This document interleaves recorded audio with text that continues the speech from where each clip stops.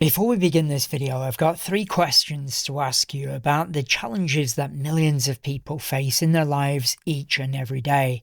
And if these areas do not relate to you directly, it's an absolute guarantee they will relate to somebody in your life who's facing one of these challenges.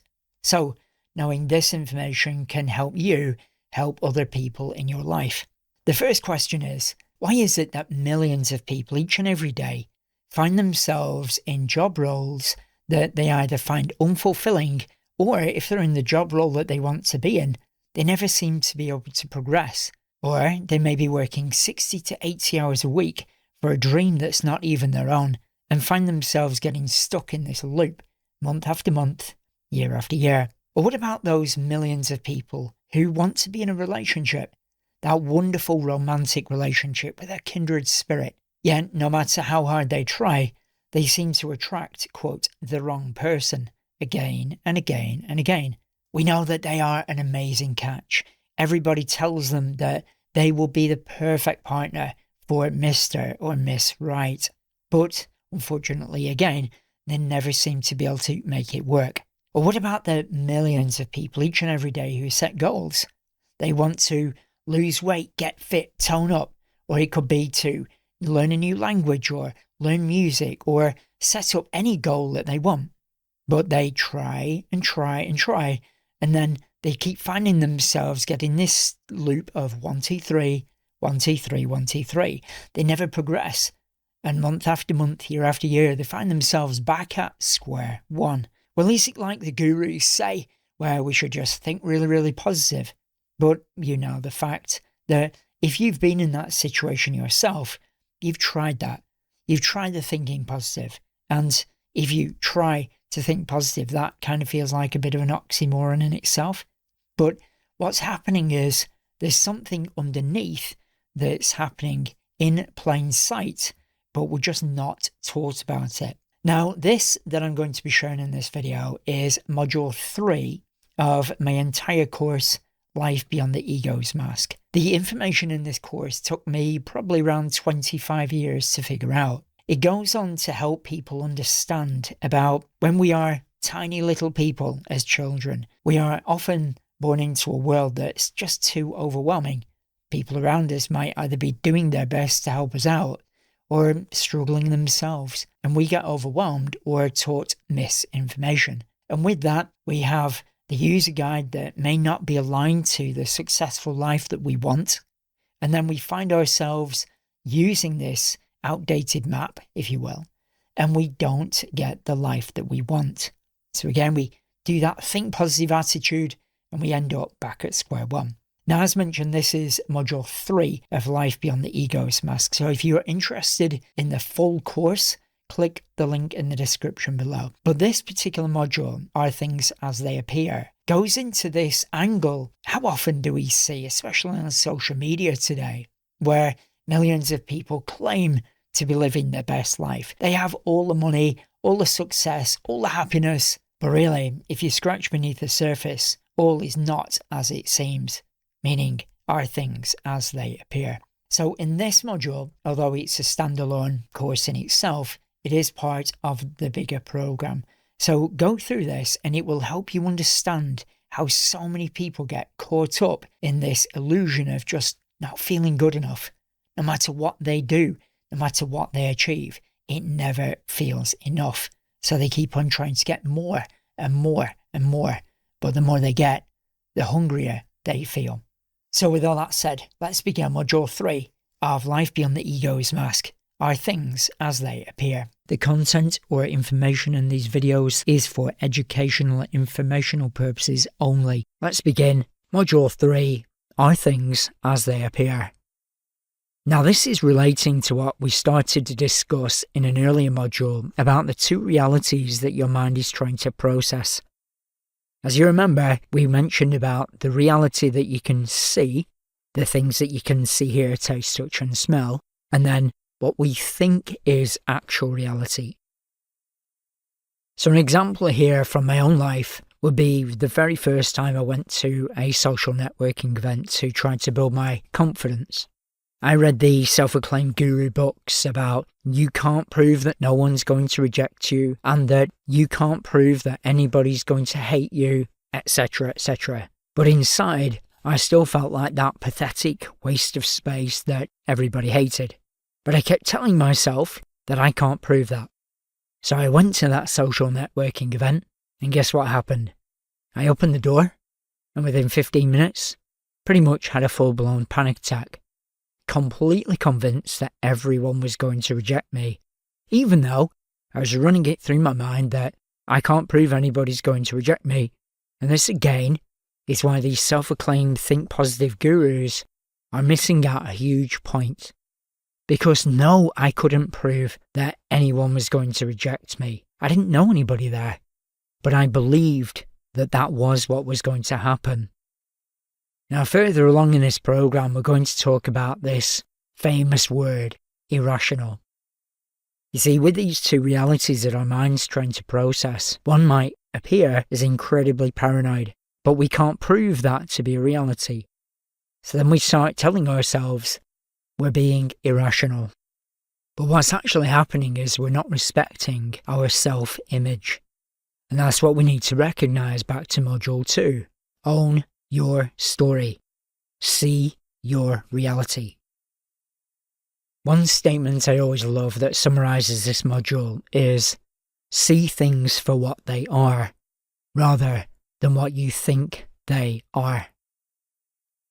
Now, as a question, have you ever been so convinced about something in your life that it was going to work out, or it was the truth, that you would have gambled everything you have on that concept, only to find out later on that your initial assumption was totally incorrect? Now, when I say this one in class, people usually often laugh.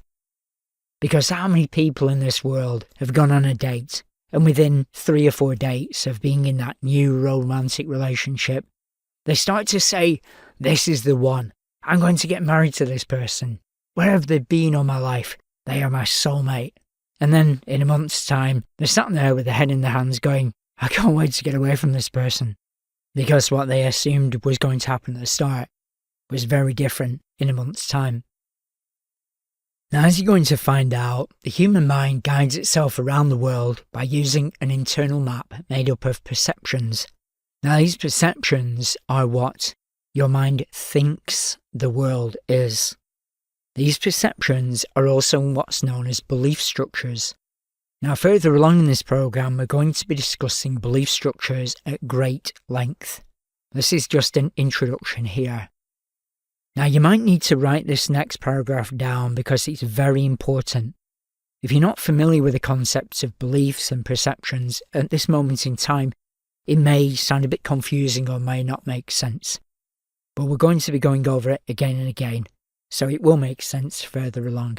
But to say, the fact that beliefs are made up of perceptions of what the mind thinks the world is does not mean that the beliefs are a fact. It simply means that they are what the mind believes is a fact. So if we take it back to the example that I started with about myself going to a social networking event, I believed that if I walked in that room, everyone would look up and see this worthless piece of dirt that they would go, I wish he wasn't here. We can't stand him. Will he just go away?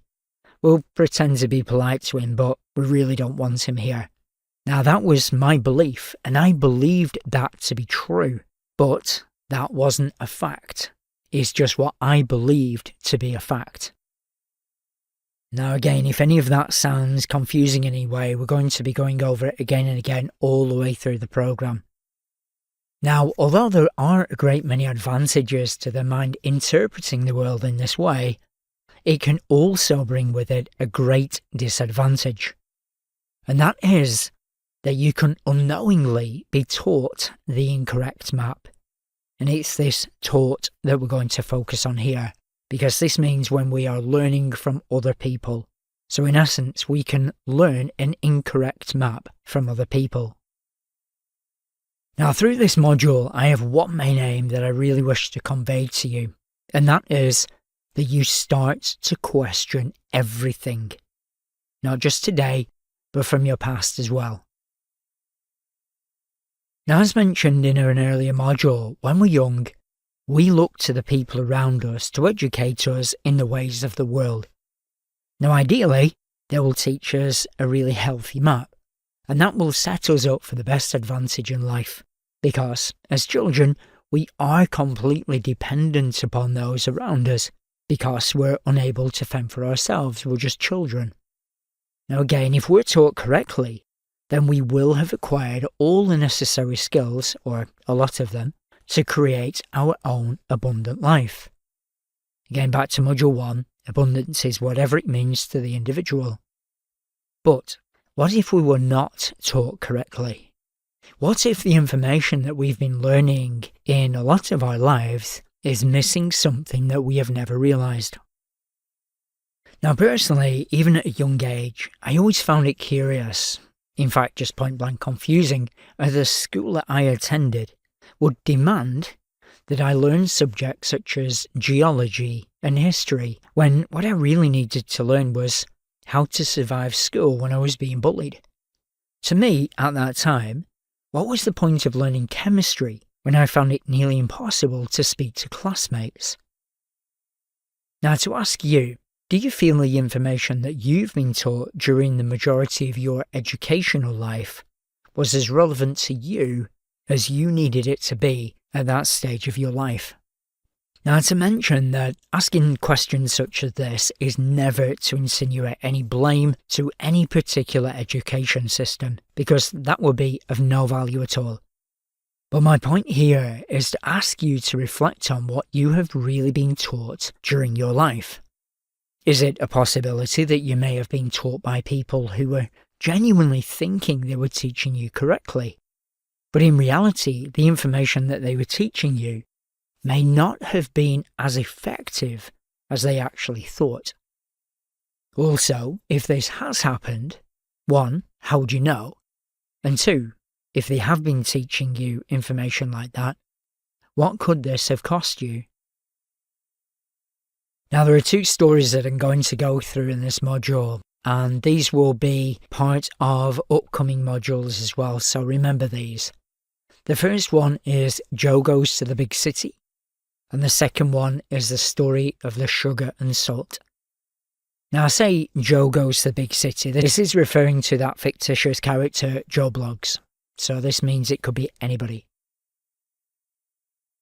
So now let's begin with the story of Joe Moves to the Big City. Many years ago, in a small village just on the outskirts of the big city, there lived a young man called Joe. But Joe was no ordinary young man. He had a thirst for knowledge, and he wanted to expand his mind and grow to new heights in life. Unfortunately though, the village in which Joe grew up in had very limited opportunities for its residents' education. Now, the limited options really frustrated Joe, because he always wanted to move to the big city, a thriving city where he could truly express himself. Now, although he had set his heart on living in the big city, he also knew that his lack of education would stop him from moving forward. Now, to solve this problem, Joe begged his father to hire him a teacher to educate him so he could get to the big city. Now, as there were no schools in the village, his father agreed to hire him a private tutor to help Joe attain his dreams. Now, within a week, a very smartly dressed person arrived in the village and announced themselves as Joe's new tutor. Now, by this, Joe was very excited. He ran up to the tutor immediately and told them that he would always do as instructed and he would listen very patiently. To this, the tutor was very happy with Joe's attitude, but then explained that there was just one condition that Joe had to agree to. The condition was that Joe must listen to everything that's been said and never ever question it. Joe quickly agreed. Now, Joe was a good student and he always did as requested. Through the weeks, he worked very, very hard. He listened intently and he remembered all that he had been taught. Joe completely trusted the tutor and the process. I mean, Why wouldn't he? The tutor was an authority after all. Now after 3 months, the teaching came to an end, and Joe was awarded his bright, shiny qualification. Joe felt very confident and immediately packed his bags and headed off to the big city.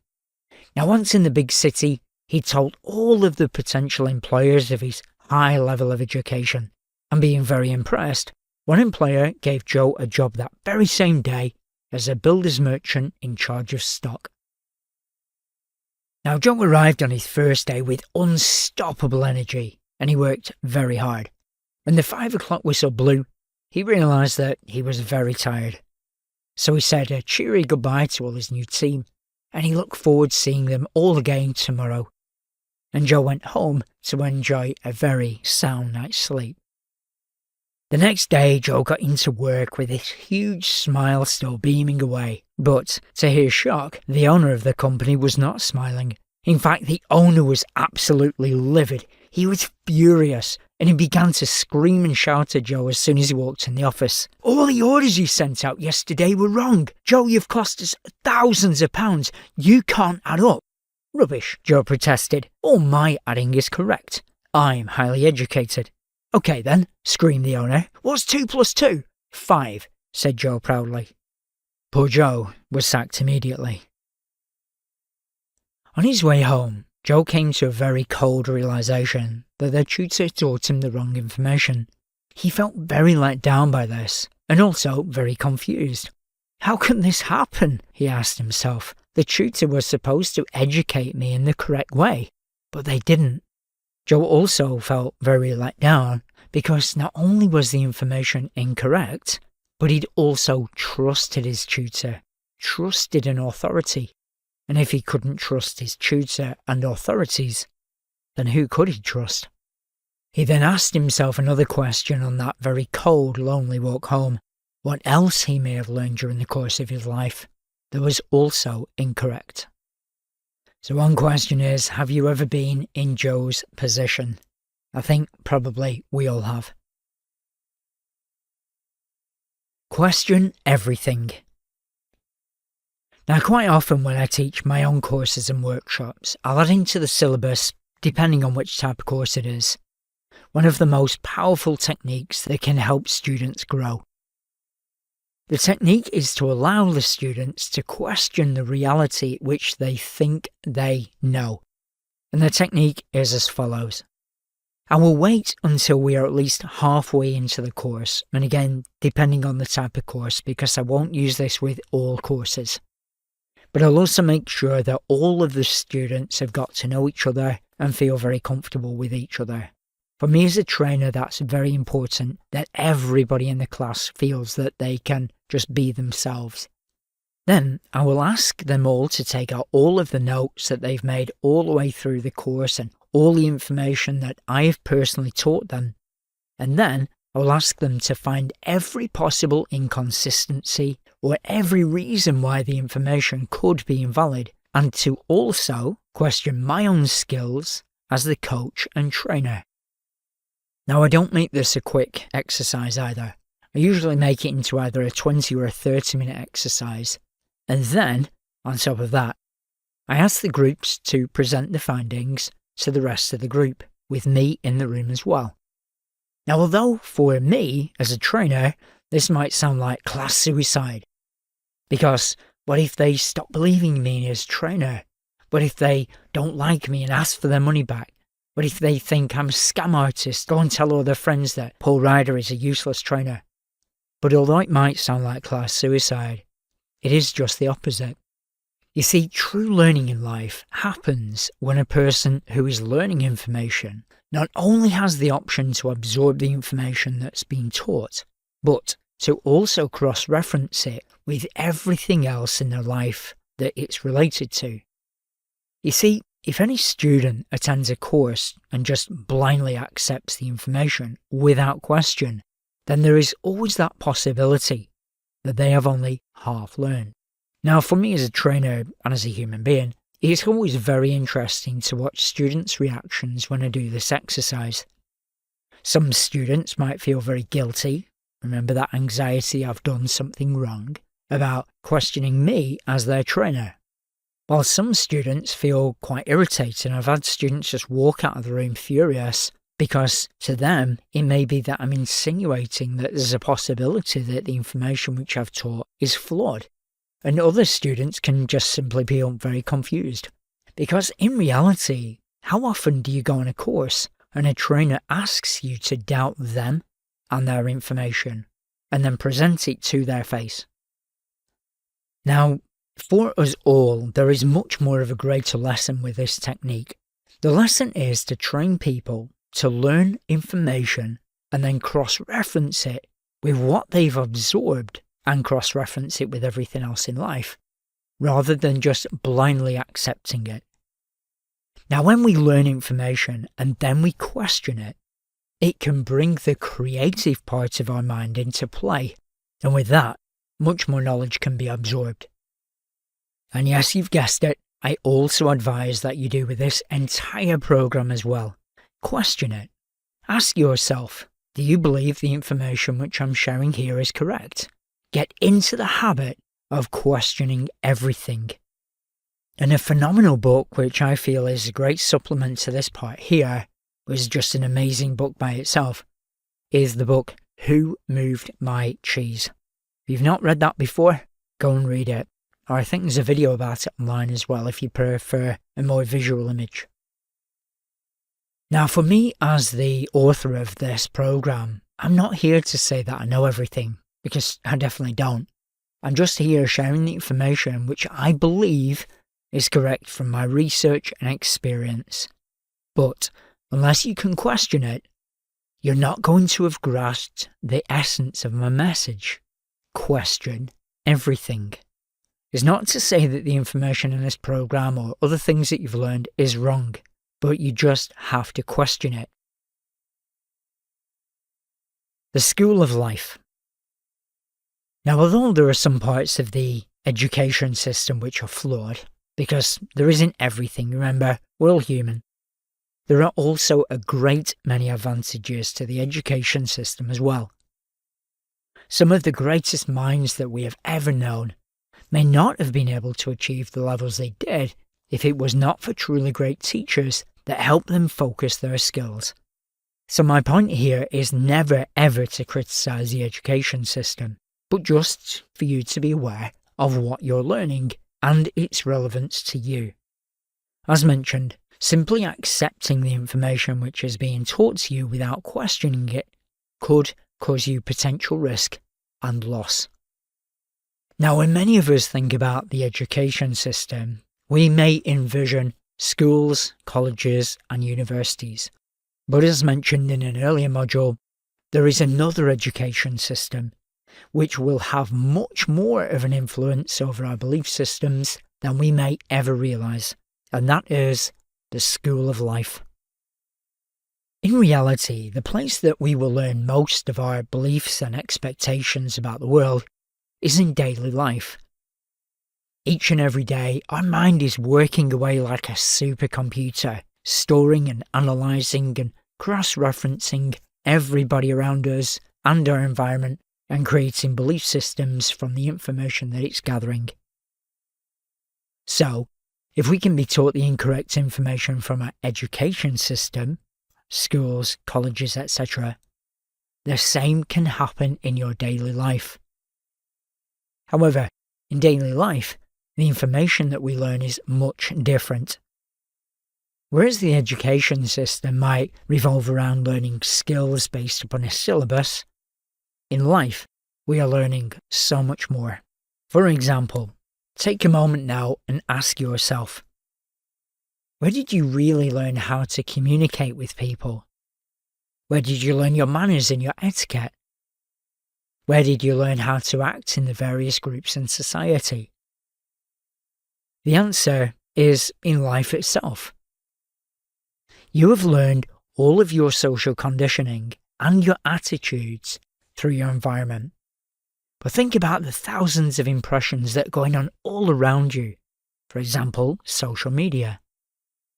Very often, people will act and react based upon the social conditioning of their environment, and that is based upon how comfortable they feel in relation to their environment. However, what if your environment has also been subliminally teaching you some unhealthy attitudes and beliefs that you have unknowingly been using as a map of the world? If that is a possibility, what effect may this have had upon your life today? Now, some people will say, what you do not know can't hurt you, but this is a lie. Also, as mentioned, if these attitudes and beliefs have been with you since you were very, very young, remember we get taught a lot when we're children that we have no idea is nestling there in the background. How would we even know unless we've actually reflected upon that? It's very easy to learn a habit without realizing it. Now we're going to go into the second story of this module, which is the story of the sugar and salt. Now again, remember these stories, Joe moving to the big city and the story of the sugar and salt, because these are very relevant in many of the upcoming modules. The story of the sugar and salt. Once upon a time in a land far, far away, there was a king and queen who had their food prepared for them each and every day by the cook. By request, the cook made a special meal each day, which the king and queen enjoyed heartily, because after eating this special meal, they both felt very alive and energized.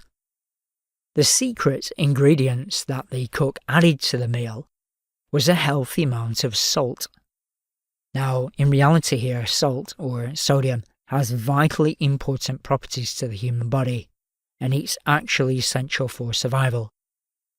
Now one day, by accident, the cook knocked the sugar bowl into the salt jar, and the two compounds mixed together.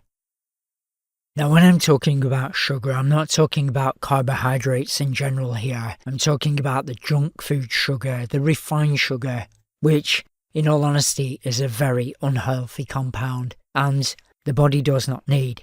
But, in reality, millions of people are addicted to it, and most of them don't even know. I was addicted to junk food sugar, and in fact, I heard it phrased as the cocaine of the food world. Now, since both sugar and salt are of a white substance and of quite similar texture, to the untrained eye, they may appear as quite indistinguishable from each other. Now, once they were both mixed together, to this the cook felt at a total loss of how to separate the two compounds. Now, upon assessing the situation, the cook realised that they couldn't afford to buy any more sugar or any more salt out of their own money. So, the cook decided, in the hope, to shake the jar of the sugar and salt until it was mixed evenly together. And although it now had a very new taste, if covered up with other flavourings, it could hopefully be easily disguised.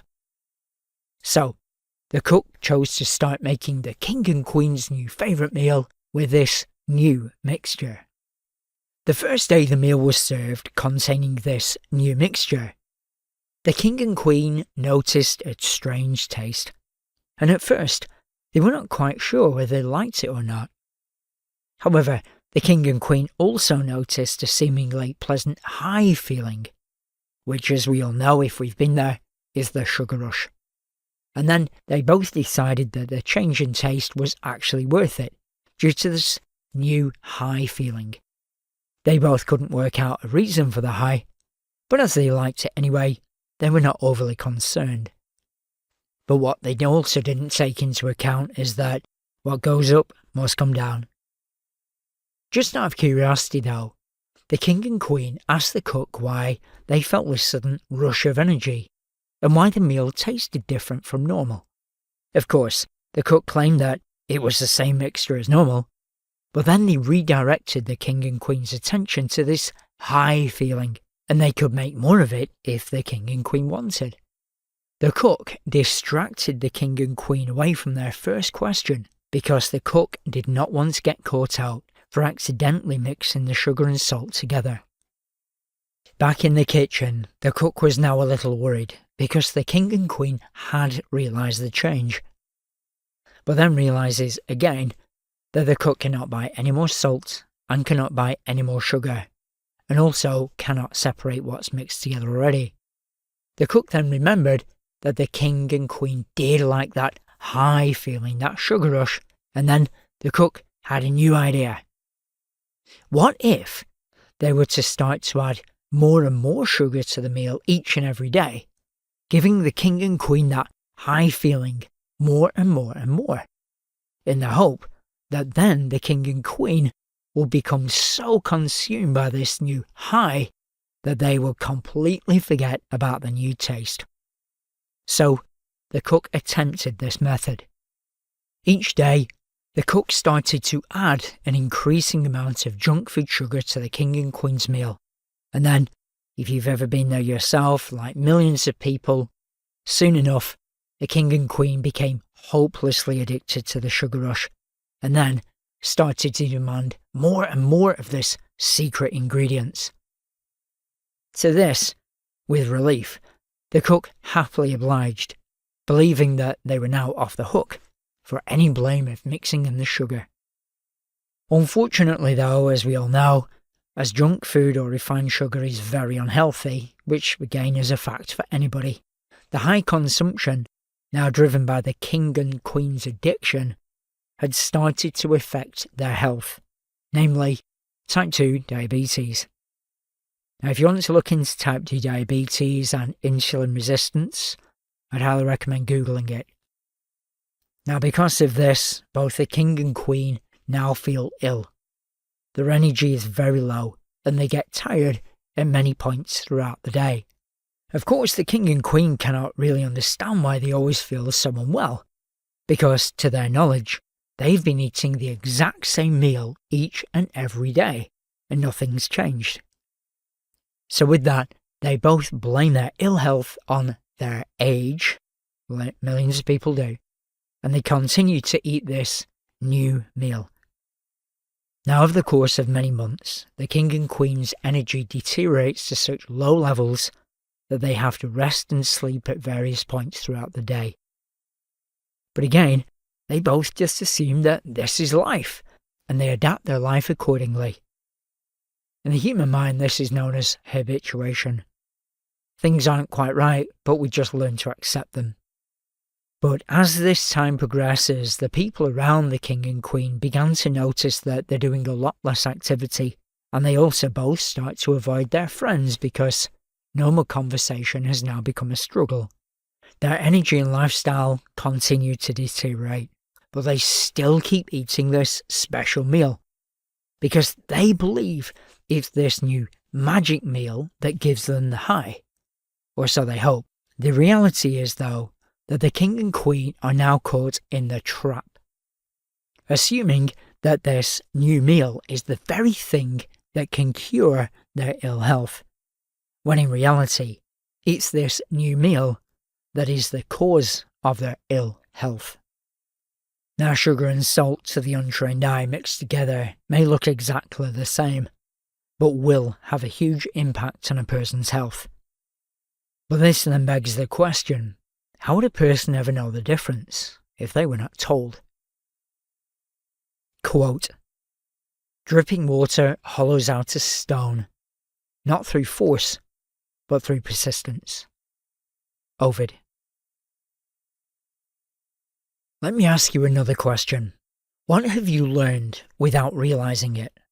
Which is a strange question, really, because you will only know if you realized it. How many people do you know each and every day who will continually say sorry for no real reason? How many people do you know who've picked up an unhelpful habit from other people around them, which then hold them back from achieving their goals in life? 1, 2, 3, 1, 2, 3, 1, 2, 3, instead of 4, 5. If we now look at the first story of Joe moving to the big city, and he learned the incorrect information from his tutor, and then we cross-reference that with learning new life skills from other people around us, it is more than possible to see how limiting beliefs and attitudes can easily be transferred to us as children. You see, as children, we rarely question the information because, just like Joe, we trust our peers to guide us. But what if they have learned incorrect information and they've passed it on to us without realising it. The bitter reality. Although it would be easy for me to write a program of beautiful meditations that get you to focus your mind on a happy garden with lush green grass on a summer's day, it would be doing you a huge disservice. Genuine personal development, genuine self-help, genuine inner growth is not always about looking at the pretty things in life, but it is about looking at reality, the good and the painful. So far in this module, my aim has been to suggest to you that you start to question things, but question them on a much deeper level than you may have ever questioned them before. Believe it or not, there is a game going on behind the scenes for billions of people, and yes, that's with a B, for billions of people, and most of them have no idea it's going on at all. This game could also be more bluntly known as a battle within. I remember once reading this quote. Now in different books it's been changed around a bit, but this is the quote that I relate to the best. It's by Sun Tzu in The Art of War. If you know the enemy and you know yourself, you need never fear the result of 100 battles. If you know yourself, but not the enemy, for every victory gained, you will also suffer a defeat. If you don't know yourself, but you do know the enemy, again, for every victory gained, you will suffer a defeat. If you know neither your enemy nor yourself, you will lose every battle. Now, given I mentioned that the only path to inner peace is through coming to terms with all parts of who you are, which we went into in Module 2 on your story, this quote above about battles may sound like a paradox. I mean, surely we shouldn't advocate a battle, and especially not a war, right? But the vital truth here is that if you're feeling any form of low self-esteem, depression, guilt, shame, social anxiety, it is because there is already a battle going on within you. The battle is happening because there are different parts of your mind that are in conflict with each other. Now, any emotional discomfort that you ever feel inside, it's your mind trying to balance out this confusion of the different parts questioning each other. Now, as we all know too well, sitting in the middle of this confusion can be quite an arduous process. And just to go back to the example I gave you right at the very start of this module with myself going to that social networking event, I had people tell me that you can't prove anybody's going to reject you. And that was the truth.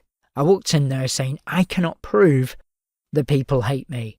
I can't prove that people are going to reject me. But I went in there and all my anxiety told me over and over and over again was I'm going to get rejected. I saw visions of people walking up to me and just telling me to get out of the room and they wish I was not there. So this is those two realities that we're trying to process all the time. So in regards to the Sun Tzu quote above, to find inner peace, confidence, or whichever outcome you want, you're first going to have to understand the conflict which is already going on within you.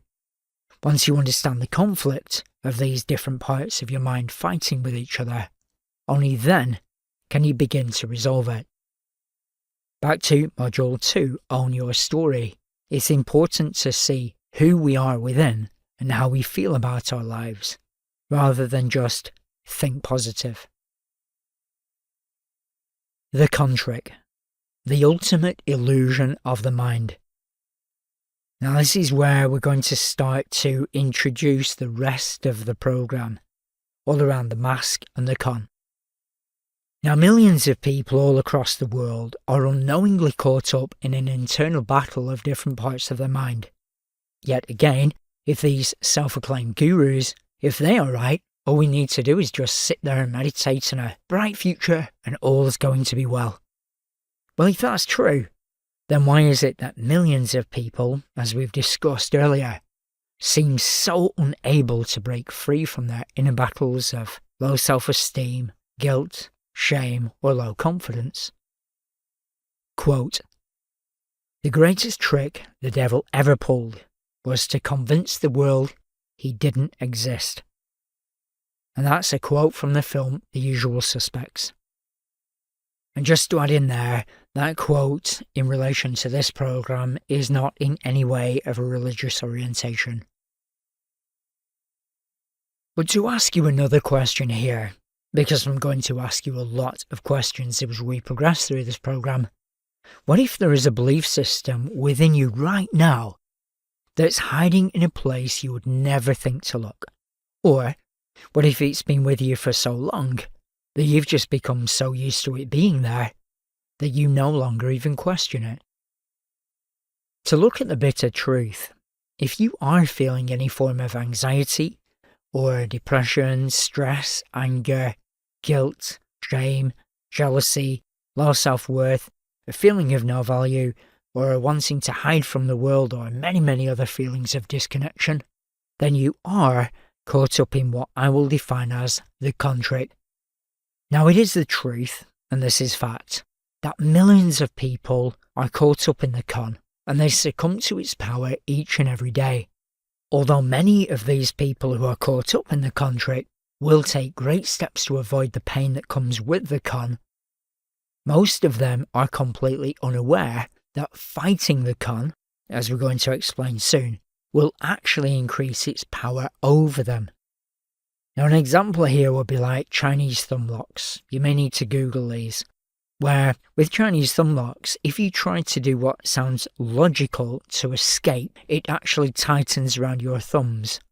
So the more you try to escape, the harder it becomes to escape. And with Chinese thumb locks, you have to do the opposite of what your logic says is the way to escape. But if you want to see them in visual, Google Chinese thumb locks. Now, from here on in, the entire program is going to be centered on and around what I call the con trick. And my aim is to show you the enormous power it has over so many people in the world. You remember before in an earlier module where I said I was stuck in a holding pattern for over 10 years. And no matter what I tried to do to break free of that 1, 2, 3, 1, 2, 3, 1, 2, 3, I was trapped. And this is what I'm referring to here. You see, the con trick, as you're going to find out, is definitely the most elusive social emotional coping strategy that the human mind has ever created. Now, with that said, to my knowledge, it is purely a human trait. Again, to my knowledge, I'm not an animal expert here, but animals don't get caught in the con due to the structure of their physical brain.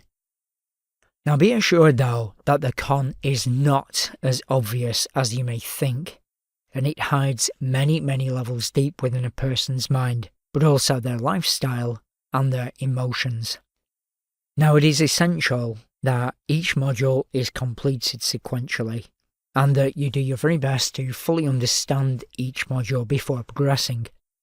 As mentioned, the entire program is kind of like a jigsaw puzzle, so any missing pieces or modules will result in an incomplete picture. So what is the definition of a con?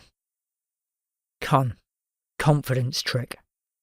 To swindle a victim by first winning his or her confidence. A dupe.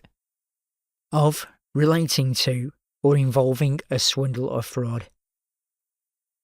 In order for a con trick to be effective, the victim, or target, must be under no illusion of any scam. They will believe their adversary, or the con trickster, to be honest and trustworthy, with only their, the victim or target's, best interest at heart. Now, as you're going to find out, the very art of a con is to ensure that the person being conned is convinced that the person who is conning them is seen as their best friend. Now, in life, we want to be able to trust our best friends in the hope that they can be the support that we need when we are in a vulnerable position. So, if that was being insinuated, who would want to go against that? Who would want to give up on something that brings them perceived happiness, but also success and a feeling of security? Remember Joe moving to the big city with a tutor. Now, another question to ask would be, if there was a possibility that you were actually in a con, and the con is leeching energy from you, wouldn't you want to know? Wouldn't you want to know the difference between your best friend and somebody who is posing as your best friend just to con you? The reality of the con is not as obvious as you may assume. Now, if what we've just covered there feels quite elusive, or even totally confusing at the moment, then bear with me, because the entire program is going to go on to explain the structure of the illusion that's just been discussed. Now, remember before when I talked in an earlier module about that if we're caught in this trap, that other people can emotionally manipulate us, and also if we're caught in this trap, we may also help other people to emotionally manipulate us. Now, I don't know how you felt when you heard that. A lot of people will totally deny it, because they'll say, well, I'm not going to help somebody emotionally manipulate me. But when you're in the con, what if you don't realise what you're actually doing? Now, it's definitely not the nicest thing to hear, but millions of people are being conned each and every day. The con will target anybody who's open to it, from the financially poor to the richest person on earth, from the extremely obese person who tries to comfort eat through depression, to the gym obsessive with the body of Mr. or Miss Universe. Now, each and every time a person is conned, unless they take action to become aware of what's actually happening and to alter their mindset, their resilience to the con will become weaker and weaker. Eventually, as we discussed previous of the sugar and salt, the habit process will take over, and there lays all awareness of it ever being there in the first place. Now, some people say ignorance is bliss, and we've got an entire module about this, but in reality, ignorance is far from bliss. But one thing that I need to express here is that living in the con trick will be taking much more from you and your life than you may first realise. But not just you, but your friends and your family. So with that said, my next question is, how open-minded are you prepared to be? The con, a deeper view. The ages have been host to many a social barbarian who's rampaged through the world causing chaos and strife and leaving many lives in torment and loss. The one thing to realise here though is that people who are outwardly aggressive and manipulative, striking terror into the hearts of their victims with their wrath, well, they're very often quite easy to see because their actions are so obvious. Although many people may feel that they lack the confidence to stand up to the office bully who makes their trip to the photocopier an absolute nightmare, it is actually possible to give these very loud, aggressive people a wide berth, and therefore, hopefully, avoid their attack. But the confidence trickster that I'm discussing here is not noticeable in a crowd. In fact, the very essence of the game that they play requires that their game, or their manipulation, is so well hidden that we, as their target, have absolutely no idea of what is happening. In many cases, we will also convince ourselves that they are our best friend and that they are there to help us in times of need. Again, referring back to other people can emotionally manipulate us when we're in the con, and we may also help those people emotionally manipulate us. So if we are convincing ourselves that a con trickster is our best friend, then they are open to manipulate us, and we'll actually help them. Now, each time a con trick is performed, and trust me, there's thousands of cons, although it can sometimes be completed in a mere few seconds, it wraps itself more and more around the layers of your mind and your emotions. The con trick will effortlessly flow around like water, and its intention is to avoid detection at all costs. Although it may appear very simplistic, its structure is extremely complex, and its execution is highly efficient. As mentioned in the description before, the con relies upon the victim or the target, believing that the con is not really a con at all, but a benefit to their lives in some way. Yet really, the reverse is true. Then, if there is even a trace of awareness of the con coming up in the victim or target's mind, the victim or target is usually far too involved in the game or the con to accept that it's gone this far. Usually, by the time the victim or target has become aware that they are in this loop, 1, 2, 3, 1, 2, 3, 1, 2, 3, they feel far too self-conscious to admit that they've been tricked. Surely they should have known better. Surely they should have been more streetwise. To be conned by another person who they see as their best friend is an insult to their intelligence, no less. Now, regardless of what many people may claim about openly admitting that they've been tricked, conned, or outwitted by another person whom they trust, in reality, it's not something that the majority of people are prepared to fully accept. I've been conned many times in the past. I've got many friends of mine who've been conned. I've worked with people who've been conned, and friends of mine who are in the police who share when they speak to people who've also been conned. And the majority of us are not always ready to accept that we've been conned. So a con, you mean like street crime? For many people, when they hear the word con, it may conjure up an image of a quick-talking street hustler who's out to get some quick cash. But this is far from the level being discussed here. You see, the con trickster on the street is much easier to recognise. And if we may fall prey to them every now and again and feel the discomfort of dented pride, we can always give them a wide berth next time. But rest assured, the con trickster that I'm talking about here is much more elusive. The con trickster that I'm discussing here is by far the most powerful controller you have ever known. You may have one in your life right now, billions do. And if you do, they will be preying on the deepest levels of your insecurities. These are insecurities that you, when you're in the con, will not even be aware of. Now this happens because they're usually too hidden from your conscious reality and buried far deeper than we as a human race are ever taught. And this is why I go back to Module 2. We have to understand what's going on within us. We have to own our story. Again, referring back to that quote by Amanda Palmer, if we don't deal with our demons, they just go into the cellar of our soul and lift weights. In regards to the con, our greatest strength is also our greatest vulnerability. The deepest drive of any human being is to firstly create a sense of a safe and secure environment, and then, naturally, one of the next steps is to progress towards healthy, harmonious, and loving relationships with other people.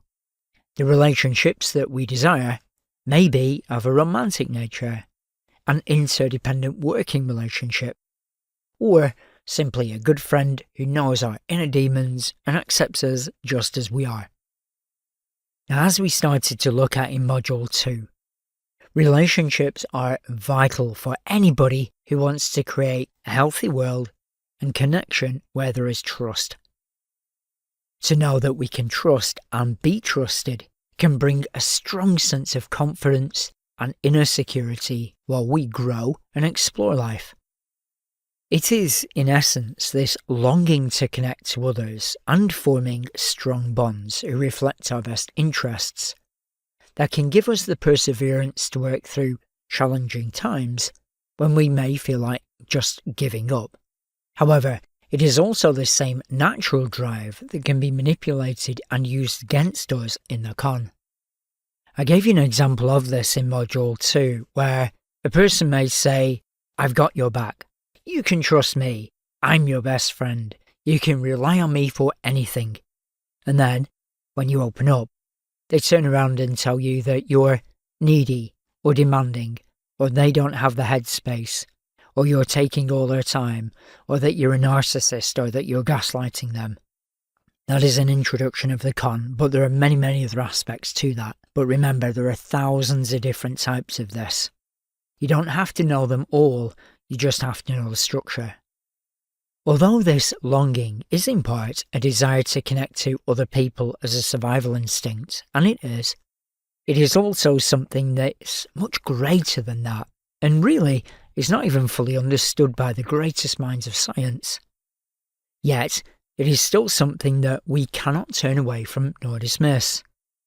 Many people may try to through various different methods of distraction, such as drugs or overworking. But as it's part of the human makeup, created by thousands of years of the formation of the human brain, it really is simply impossible to ignore. Now, looking at the human drive in this way, it is easy to see that if the drive to connect to other people was threatened by the contrickster, the human mind would naturally take steps to reconnect to the other person to restore harmony. When the harmony is restored, the mind, or the protector self part of the mind, will assume that it's going to be at peace again. However, it's this reaction that the contrickster is using to gain power over the other person. In essence, our own natural drive is being used against us. Now, if that does sound confusing, which I fully understand if it does, we're going to go into this again and again and again all the way through the program. Now, the reason this trick or con is so powerful is because the human mind will always move away from what it perceives as pain. We have an entire module on this. So, if the contrickster creates a pain within our mind or triggers a past trauma without us even realizing it, and then offers their solution to the pain, we may take their option without ever being aware of it. Now, does any of that sound a little bit over the top? Well, let me ask you some questions. How many people do you know that have bought something that they didn't need, only to question why they bought it days later? How many people do you know who have had sex or a one-night stand or even an affair that could destroy their marriage, and being totally confused as to why they did that the next day? How many people will do things for other people that they don't really want to do because it's costing them either too much time or money or energy, but even though they don't want to do it, they keep on doing it? Or how many people do you know who stay in a job they absolutely hate, but decades later they still haven't left? Why do people do things that they often do not want to do, but they seem unable to break free from repeating the actions? 1, 2, 3, 1, 2, 3, 1, 2, 3. Why are we not moving to 4 and 5? Surely, as the self-acclaimed gurus say, as we are often taught by them, it's just a simple case of willpower and staying focused and making your goals big and bright and shiny. Yet how many of these people who have ended up in situations that they seem completely ensnared in have tried to use their conscious willpower? They've put their foot fully on the accelerator, but unfortunately, they didn't get anywhere. 1, 2, 3, 1, 2, 3, 1, 2, 3. Without understanding the strategy of the mask, willpower, or conscious willpower, is virtually useless against the contrick. My aim through this program is to show you a very clear self-reflection of whom you are and who you are not. Now, I can't tell you that, but I can show you where to look so you can see it for yourself. The progressive exercises through each module will start to ask you searching questions, and they will ask you to look within to discover any internal conflict that may be residing within your mind and your heart. The purpose of this, as mentioned, is in order to create harmony we must first understand the conflict. We must first understand the conflict. Now, depending upon where you're at on your journey of self-discovery, remember that scale I discussed before, +10, we're in a really good place, -10, where your life's really disconnected. And as mentioned, I was at -10. So I'm giving you this from my perspective when I say that sometimes even thinking about, not even taking action, but thinking about taking a reflective look at the real you, which was back in Module 2, Own Your Story, as we discussed, can sometimes have the effect of creating emotional discomfort, and that's putting it lightly. As discussed before though, if it feels uncomfortable, it may come with a desire to avoid it altogether and focus your attention on a more pleasing aspect of life. Back to the self-acclaimed gurus. Are you feeling trauma that's scary?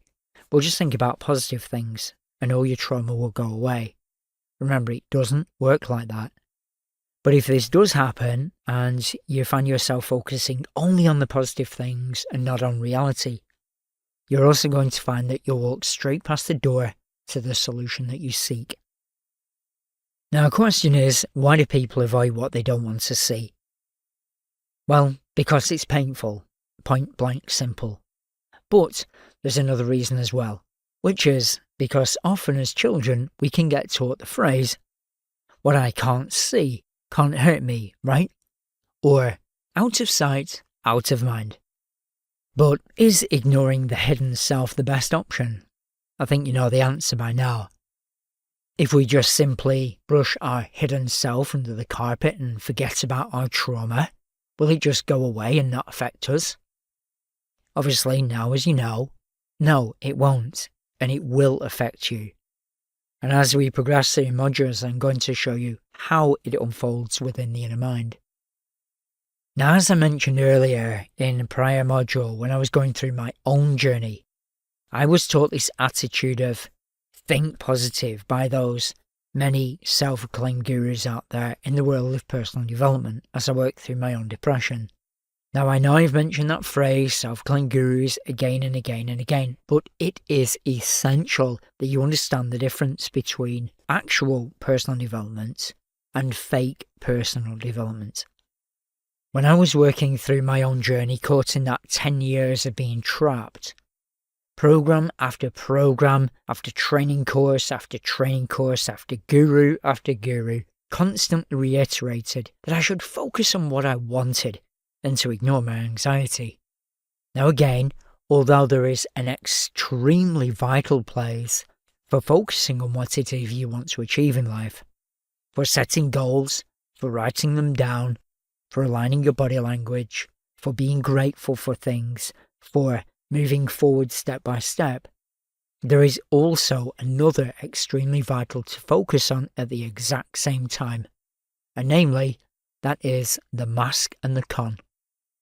The truth is, as I mentioned many times before, that avoiding your suppressed anxieties is no different than leaving your non-waterproof mobile phone outside in the middle of a thunderstorm, and then pretending that it's not raining. You can deny it all you like, but your phone is still going to be damaged.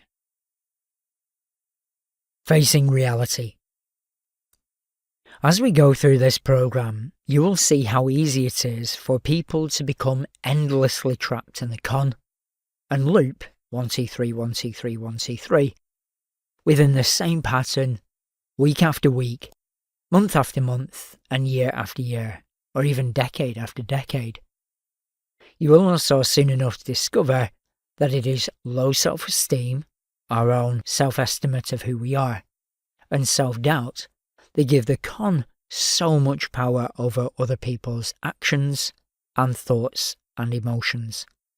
The more anxiety, self-doubt, low self-esteem or low self-worth a person holds, the more control the con will have over them. As mentioned by the lyric in one of my favourite songs, Hand in My Pocket by Alanis Morissette, and what it all boils down to is that no one's really got it figured out just yet. This then brings our focus to the fact that we all have emotional vulnerabilities in some area of our lives, and we all do. I do, you do, we all do. That is, whether we like to admit it or not, but not admitting it can cause you a lot of loss.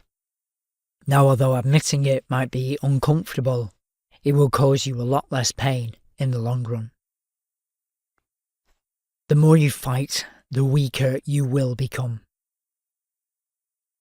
It is essential to note at this point, and as you're going to become more and more aware as you work through this program, that the constrict cannot be beaten down by aggressive power. It cannot be forced into submission, and it cannot be ignored without negative consequence. The more a person fights with any form of anxiety, in anger or frustration, the weaker they will become to the con's power and manipulation. The weaker they become, the more vulnerable they will be, not only in that situation, but also future interactions as well. Remember before it's about the Chinese thumb locks. When we're trying to escape, we want to break free, but in our very essence of trying to break free, we tighten its hold over us. With Chinese thumb locks, we have to do the opposite of what we first think of in order to break free. You cannot cut corners. True lasting success in any area of life does not come from getting the quick fix. Success comes from understanding how to create the most potent strategies and then taking action to acquire the life that you want. It has been observed many times in the past that those people who suffer in financial poverty and then win millions of pounds on the lottery can soon enough end up back in financial poverty shortly after. Why?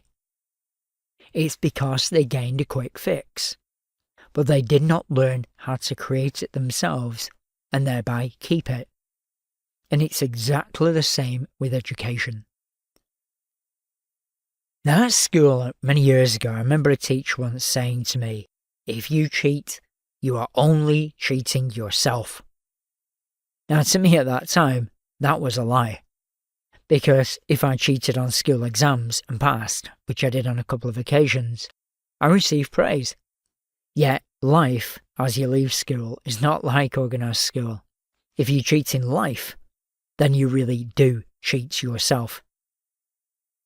Cheating life, cutting corners, and getting the quick fix are all the same. And I promise you, you will never win. Every now and again you might get lucky, but in the long term, you will not win.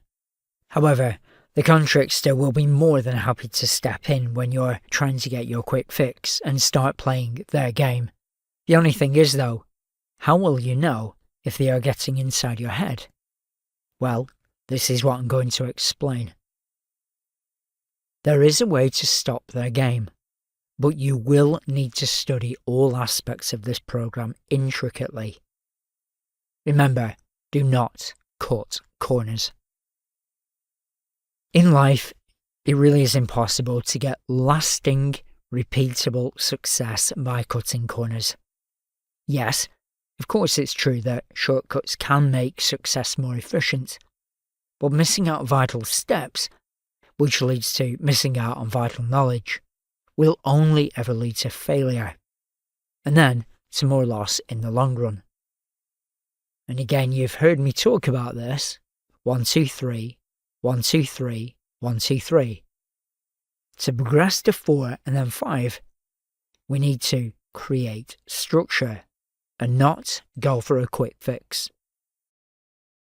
But again, as a quick reminder, if you go for the quick fix because you don't want to face the pain, that is when the constrictor will step in and start leeching your energy. Hello and welcome back. So I really do hope that that module, even though it's kind of a standalone course in itself, again, it's part of the bigger program of Life Beyond the Ego's Mask. There's over 20 hours of it in the entire course, but I wanted to give you this module as an introduction to help you understand that even though millions of people claim that they're all so happy and so free in their mind, actually, there's a lot more going on behind the scenes than they want you to know. Okay, so now you've seen this module, module 3. The next 4 videos are going to be the 2 other modules that I'm sharing about life beyond the ego's mask. These are module 9 and module 14. Module 9 is called the peer idolization scale and goes into how when we are young, we are taught to give automatic authority to the so-called authorities, and why we can sometimes find ourselves, even though we know that we are confident and capable and skilled, giving our power away to other people, which leads us into a very often codependent trap of what I focus a lot on in my courses, all about emotionally manipulative behavior and how it hides in plain sight. And then the next videos, or 2 videos, are You Addicted, module 14. And that goes into how if we don't feel good enough on our inside, we have self-esteem issues or emotional challenges, what we can do is externally validate. And if we are externally validating our worth on something external from us, we become addicted to that. And then that external thing owns us. How many people do you know walk around and cannot function if they are not going online or with the latest phone or a certain amount of money in their life to show off with? And that's only a few of the hundreds of thousands of masks that people can become addicted to. So keep an eye out over the next few days of the next 4 videos and the next 2 modules. So I really do hope you've enjoyed module 3. And like I say, if you want to get to full access of the entire course of Life Beyond the Ego's Mask, click the link in the description below. I'll see you in module 9.